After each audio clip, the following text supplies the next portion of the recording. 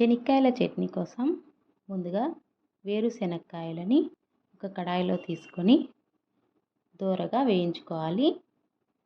స్టవ్ని మీడియం హీట్లో పెట్టుకొని వేయించుకోవాలి. అప్పుడే లోపలంతా బాగా వేగిపోతాయి. పైన పొట్టు కూడా చాలా ఈజీగా వచ్చేస్తుంది. ఇలా వేయించుకుంటే చూడండి, వేయిస్తున్నప్పుడే పొట్టంతా వదిలిపోతుంది. ఇలా మీడియం హీట్లోనే వేయించుకోవాలి. ఇవన్నీ వేగిపోయిన తర్వాత పక్కకు తీసుకుని అదే కడాయిలో కొన్ని పచ్చిమిరపకాయలు, 2 టమోటాలు, ఒక ఉల్లిపాయ వేసి ఒక 2 స్పూన్ల వరకు ఆయిల్ కూడా వేసి వీటిని మగ్గేంత వరకు మీడియం హీట్లోనే వేయించుకోవాలి. మీడియం హీట్లోనే వేయించుకుంటే ఇవన్నీ బాగా మగ్గిపోతాయి.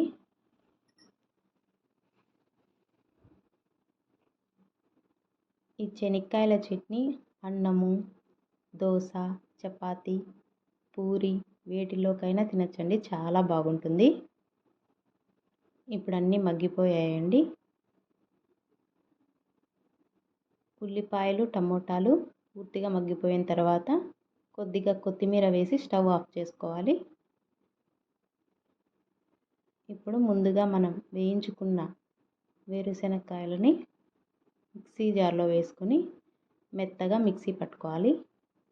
ఇలా మెత్తగా అయిన తర్వాత ముందుగా మనం మగ్గించి పెట్టుకున్న పచ్చిమిర్చి, టమాటో, ఆనియన్ని ఇందులో వేసి రుచికి సరిపడా ఉప్పు వేసుకొని కొంచెం వాటర్ కూడా వేసుకొని మిక్సీ పట్టుకోవాలి.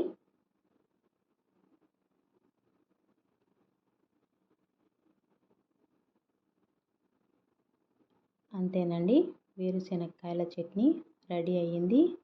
చాలా బాగుంటుంది. ట్రై చేయండి. నచ్చిందంటే like, share and subscribe. Thank you.